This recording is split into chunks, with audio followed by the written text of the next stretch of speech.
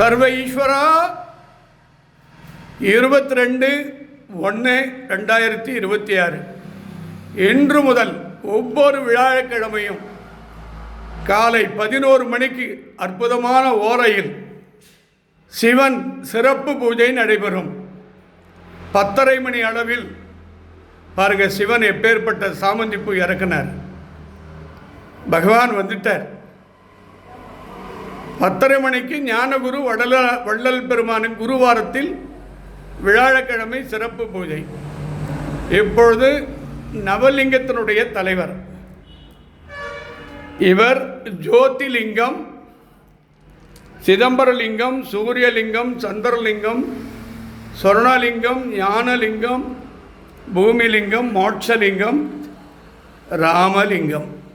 பக்கத்தில் இருக்கிறது பத்ரகாளி அம்மன், ஞானகுரு வடலூர் வள்ளல் பெருமான். அற்புதமான அலங்காரம், கண்கொள்ளா காட்சி. அப்பா, இதுதான் என்னுடைய நம்பர்.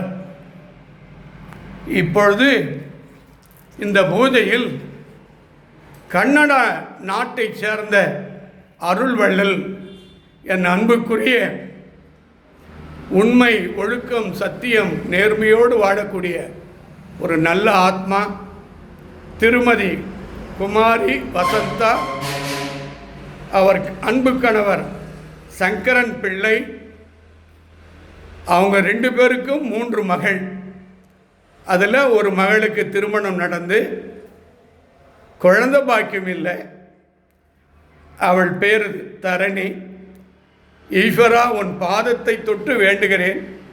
அவங்க குடும்பத்தின் சார்பில் 3 மகள், கணவர், துணைவியார் சார்பில் இந்த பூஜை நடந்து கொண்டிருக்கிறது.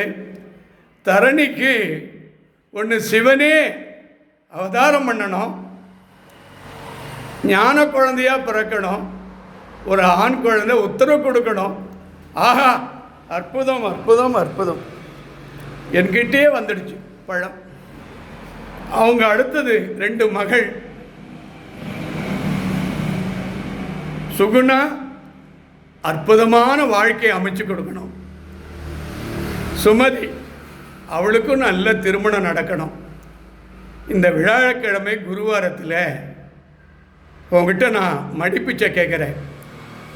அவங்க சக குடும்பத்தின் சார்பில் ஏதேனும் பாவங்கள் இருந்தால், கிரகங்கள் தொல்லைகள் இருந்தால், சங்கடங்கள் இருந்தால் நிவர்த்தி செய்து இந்த நிமிஷத்திலிருந்து அவர்கள் கன்னட நாட்டில் வாழ்ந்து கொண்டிருக்கிறார்கள்.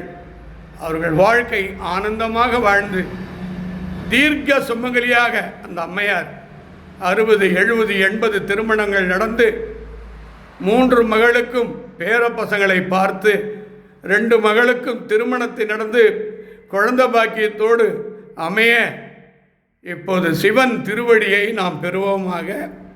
மீண்டும் ஒரு முறை தரணிக்கு அருமையான ஒரு எலுமிச்சம்பழம் உத்தரவு கொடுத்துருக்கீங்க. சிவனே அவதாரம் பண்ணணும். அடுத்த வருஷம் தரணி மடியில் ஒரு ஆண் குழந்தை இருக்கணும். 2 வருஷம் பொறுத்து வராகி அம்மனா அவதாரம் பண்ணணும் ஒரு பெண். இந்த பூஜையை இப்போது கற்பூர தீபார்த்தனை படைக்கிறேன்.